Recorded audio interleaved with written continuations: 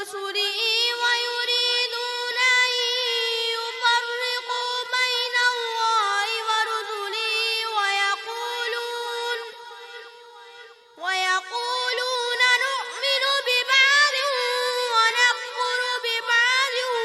ويريدون أن يتخذوا بين ذلك سبيلا